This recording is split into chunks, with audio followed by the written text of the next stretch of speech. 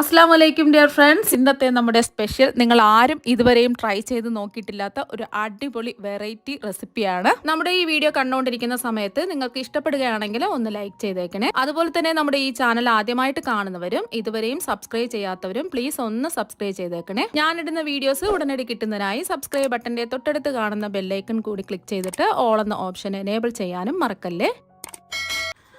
അപ്പോൾ ആദ്യം തന്നെ ഇതിനായിട്ട് ഞാനിവിടെ കുറച്ച് പനിക്കൂർക്ക ഇല നല്ലതുപോലെ കഴുകി വൃത്തിയാക്കി ഇതായി എടുത്തിട്ടുണ്ട്. മിക്ക എല്ലാവരുടെയും വീട്ടിലും ഈ പനിക്കൂർക്ക ഇല ഉള്ളതാണ്. നല്ലൊരു മണമാണ് ഇതിന്. സാധാരണ നമ്മൾ ജലദോഷം, ചുമ, പനി ഇതിനൊക്കെയാണ് നമ്മൾ പനിക്കൂർക്ക എടുക്കുന്നത്.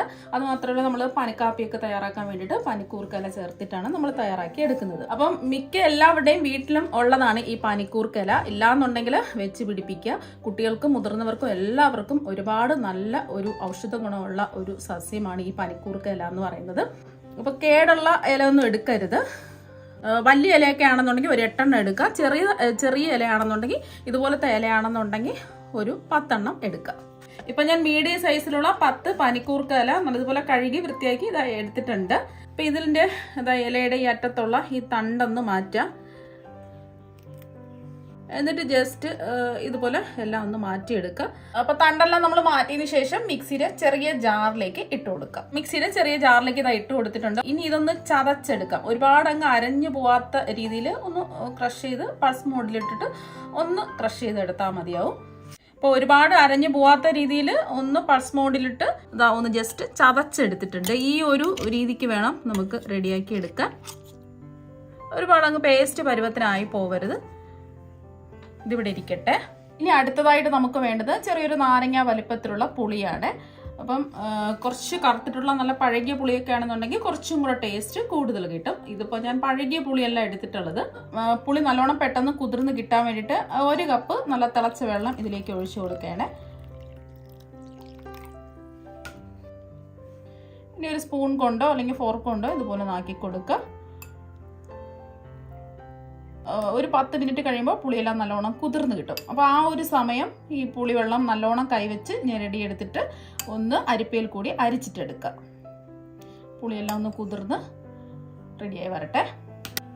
ഇനി ചൂടായി കിടക്കുന്ന ഒരു കടായിലേക്ക് 1 ടേബിൾ സ്പൂൺ എണ്ണ ഒഴിച്ചു കൊടുക്കാം. ഞാനിപ്പോൾ വെളിച്ചെണ്ണയാണ് എടുത്തിട്ടുള്ളത്. വെളിച്ചെണ്ണ ഇല്ലാന്നുണ്ടെങ്കിൽ ഏതെണ്ണയും എടുക്കാവുന്നതാണ്. വെളിച്ചെണ്ണ ആകുമ്പോൾ നാടൻ ഒരു ഫ്ലേവറും നല്ലൊരു ടേസ്റ്റും ഒക്കെ കിട്ടും.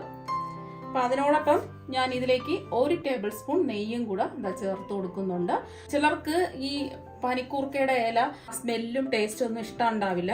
അപ്പം നമ്മൾ ഇത് നെയ്യിലിട്ട് ഒന്ന് വഴറ്റിയെടുക്കുന്ന സമയത്ത് അതിൻ്റെ സ്മെല്ലും കാര്യങ്ങളൊക്കെ മാറിക്കിട്ടും. അപ്പം അതിന് വേണ്ടിയിട്ടാണ് നമ്മൾ 1 ടേബിൾ സ്പൂൺ നെയ്യ് ഇതിലേക്ക് ചേർത്ത് കൊടുത്തിട്ടുള്ളത്.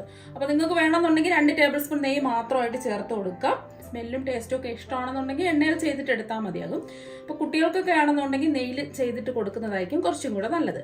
അപ്പോൾ അതുകൊണ്ട് ഞാൻ രണ്ടും മിക്സ് ആയിട്ടാണ് എടുത്തിട്ടുള്ളത്. അപ്പോൾ ഇതിന് പകരം നെയ്യ് മാത്രമാണെന്നുണ്ടെങ്കിൽ നെയ്യ് മാത്രമായിട്ട് എടുക്കുക, എണ്ണ മാത്രമാണെന്നുണ്ടെങ്കിൽ എണ്ണ മാത്രമായിട്ട് എടുക്കുക. അപ്പോൾ എണ്ണയും നെയ്യും ഒന്ന് ചൂടാവട്ടെ. അപ്പോൾ എണ്ണയും നെയ്യും നല്ലതുപോലെ ഒന്ന് ചൂടായിട്ടുണ്ട്. ഇനി ഇതിലേക്ക് നമുക്ക് 1 ടീസ്പൂൺ കടുകിട്ട് ഒന്ന് പൊട്ടിച്ചെടുക്കാം. കടുകെല്ലാം ഒന്ന് പൊട്ടിയതിന് ശേഷം ഇതിലേക്ക് ഒരു 1/4 ടീസ്പൂൺ ഉലുവ ഇട്ട് കൊടുക്കാം. കൂടി പോരുത്. ഉലുവ കൂടി പോയാൽ ഒരു കയ്പ്പ് രസം ഉണ്ടാവും.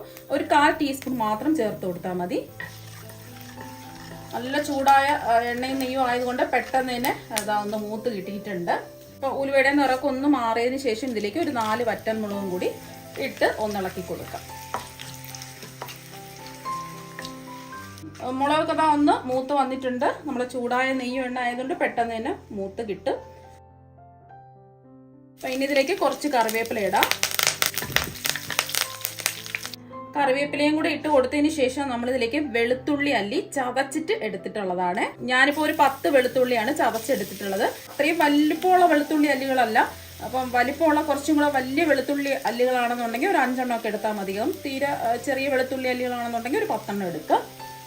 അപ്പോൾ വെളുത്തുള്ളി അല്ലി കുറച്ചും കൂടെ കൂടുതൽ ചേർത്താൽ കുറച്ചും കൂടെ നല്ലതായിരിക്കും. അതുപോലെ തന്നെ 2 ഇഞ്ച് വലുപ്പത്തിലുള്ള ഇഞ്ചി ചതച്ചാണ് എടുത്തിട്ടുള്ളത്. ഇതുപോലെ ചതച്ചെടുത്താൽ മാത്രമേ നല്ല ടേസ്റ്റ് ഉണ്ടാവുള്ളൂ.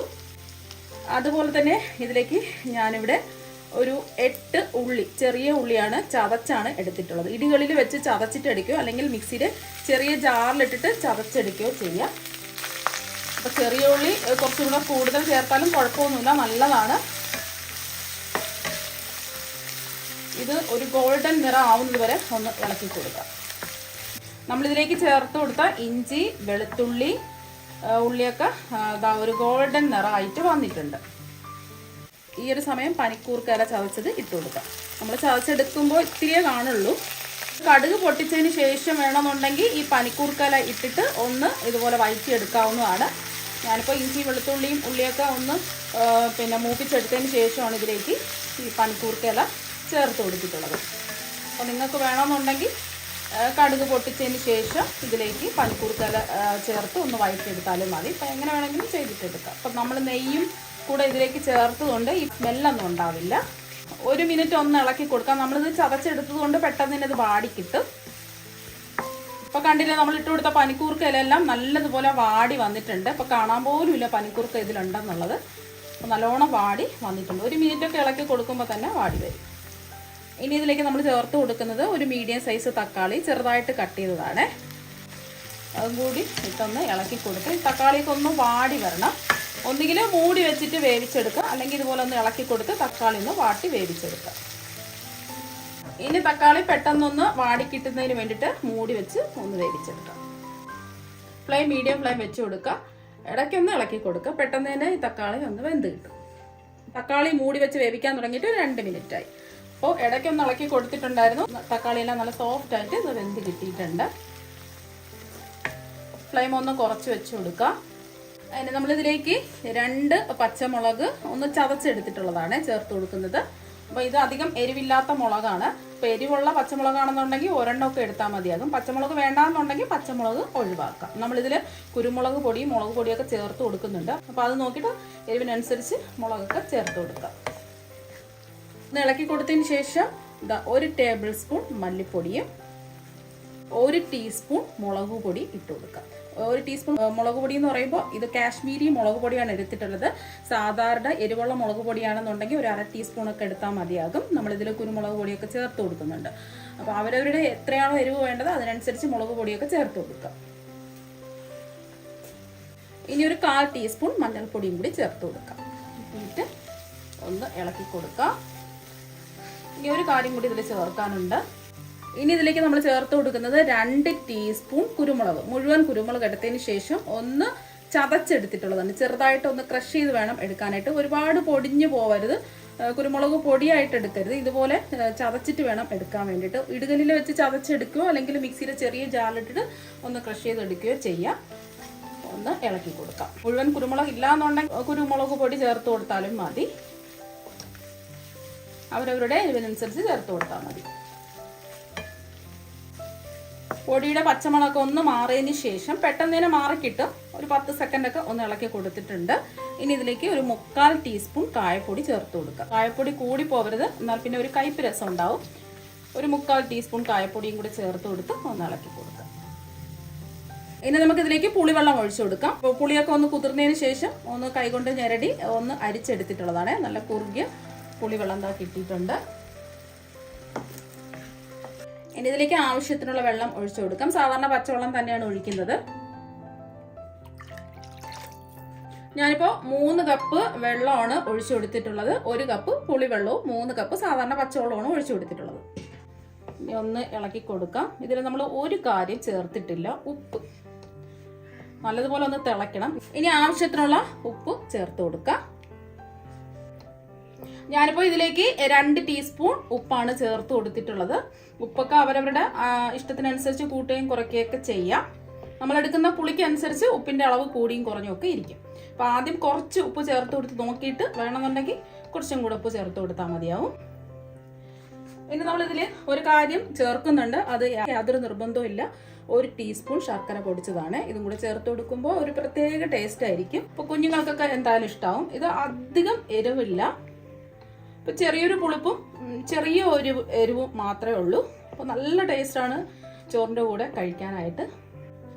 ഏകദേശം കാര്യം നിങ്ങൾക്ക് മനസ്സിലായിട്ടുണ്ടാവും.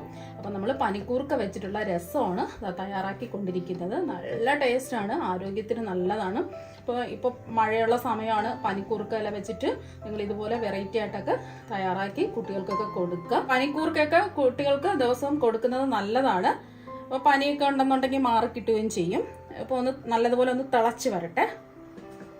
ഇപ്പൊ നല്ലതുപോലെ ഒന്ന് തിളച്ചിട്ടുണ്ട്. ഇനി ഇതിലേക്ക് ഒരു തക്കാളിയുടെ പകുതി തക്കാളി ഇതുപോലെ നീളത്തിൽ കട്ട് ചെയ്ത് ഇട്ട് കൊടുക്കാം. ഇത് കാണാൻ ഒരു ഭംഗിക്ക് വേണ്ടിയിട്ടാണ് ഇട്ട് കൊടുക്കുന്നത്. 1 മിനിറ്റും കൂടെ ഒന്ന് നല്ലതുപോലെ തിളക്കട്ടെ. ഇപ്പൊ ഇത് തിളയ്ക്കാൻ തുടങ്ങിയിട്ട് എന്താ 1 മിനിറ്റ് ആയി. ഇത്രയും മതി. ഇനി ലാസ്റ്റിൽ നമുക്ക് ചേർത്ത് കൊടുക്കാനുള്ളത് കുറച്ചും കൂടി നല്ല ടേസ്റ്റ് ഒക്കെ കിട്ടുന്നതിന് വേണ്ടിയിട്ട് മല്ലിയില ഉണ്ടെന്നുണ്ടെങ്കിൽ ഇതുപോലെ മല്ലിയില ഇട്ട് കൊടുക്കാം.